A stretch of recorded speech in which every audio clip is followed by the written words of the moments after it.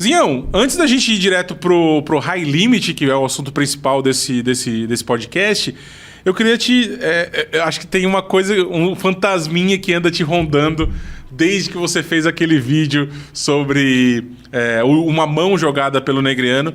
E assim, eu já vou adiantar que eu achei muito interessante aquele seu vídeo. Ele é um vídeo que você aborda um tema muito específico sobre quem é o Negreano. Tira um pouco daquela parada de embaixador e fala sobre o poker dele em si, né? E desde então o pessoal tem te perseguido toda vez que sai alguma coisa do Negreano, te marcam, pelo menos lá no mundo poker.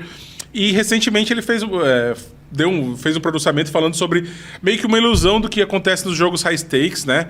E que os jogadores que jogam por cifras muito absurdas não jogam por 100% do seu... Pelo contrário, né? Jogam por 5, 10, 15, 20% no máximo dos seus torneios.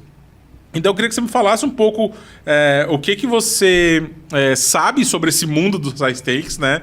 E também como é que está sendo essa sua imagem ligada ao Negreano, pelo menos dentro do poker brasileiro nos últimos meses, por causa daquele vídeo que você fez. Bom, primeiro falar sobre o vídeo, sobre ele, né? Cara, tudo que ganha repercussão e traz uma certa polêmica, normalmente no Brasil é mal interpretado, né? Então, quando eu trago aquele vídeo, obviamente o título ali foi um título chamativo, porque infelizmente esse é o jogo do YouTube ali, né? Você precisa chamar atenção. E aí eu falei, bom, Negreano mostrou que não sabe nada de poker. E se você for parar pra pensar nessa frase, né, saber, eu acho que a palavra saber, ela tem um significado muito forte. Em nenhum momento eu disse que ele é um mau jogador. E, inclusive, eu acho ele um cara extremamente simpático, gosto dele.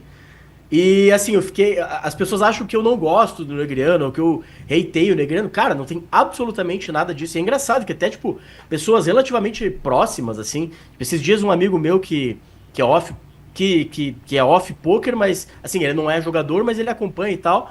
Aí ele tava me falando umas coisas, assim, de recreativo. Ele, falou uma coisa do Negreano. Ele, mas você não gosta do Negreano? Eu falei, cara, tipo, da onde vocês tiraram isso, né? Só porque eu falei que ele não é um bom... Que ele não sabe sobre poker, e realmente, assim, a parte teórica dele, dadas as explicações que ele deu naquela live, eu não assisto todas as lives dele, mas com certeza tem muitas coisas bem fora do que é a teoria mesmo, né? Mas isso não significa que ele não seja um bom jogador, entende? Então são coisas bem diferentes, por incrível que pareça, porque pode parecer para algumas pessoas, né? Então, por exemplo, não é todo jogador de futebol que é muito bom que seria um bom técnico, que entende sobre futebol, que entende as dinâmicas. O cara pode jogar bem e não saber sobre aquilo. Isso pode acontecer. Então o cara tem alguma lógica que ele encontra ali no jogo, só que ele não sabe exatamente o que ele está fazendo, que é o caso dele. E ele deu essa declaração sobre os high stakes, que aí já seria um outro caso, porque quando ele começa a falar sobre... Quando a gente fala sobre... quando eu fiz esse vídeo sobre ele, muitas pessoas, né, que assim, não são tão conhecedoras de como funciona o poker, vieram me atacar e os argumentos são sempre os mais fracos possíveis, né? Mas o Negreano ganhou X, Y, Z. Mas o Negreano fez isso, fez aquilo. Então as pessoas não entendem nada de variância, não sabem o quanto isso impacta. Torneios live tem uma variância absurda. Pode ser que um cara que seja muito melhor do que ele tenha muito menos resultados do que ele. E nem os resultados dele são tão conhecidos assim. Então ele cravar um torneio ou outro não quer dizer absolutamente nada. E ele mesmo saiu falando agora, né, que a maioria dos caras que faturaram aí, sei lá, tantos milhões, ele falou que tem 3 ou 4 lá que estão up, que deve ser mais ou menos isso mesmo. Então é uma grande ilusão, assim, né? O Poker Live, de maneira geral, esses Super High Stakes, eles são uma grande ilusão mesmo. Então...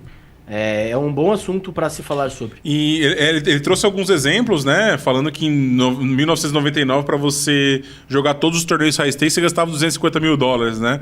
Ele fez a transição ali em 2013, que passava para 1,2 milhão. E que em 2025, se você jogar todos esses eventos, basicamente você vai gastar $12 milhões. E aí ele fez uma lista ali de quais jogadores tiveram mais premiação do que esse valor, né?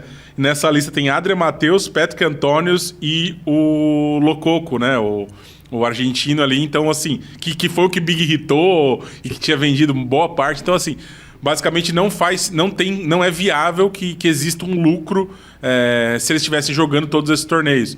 Então com certeza tem alguns swaps, algumas outras coisas por fora que fazem com que eles consigam chegar a esse lucro.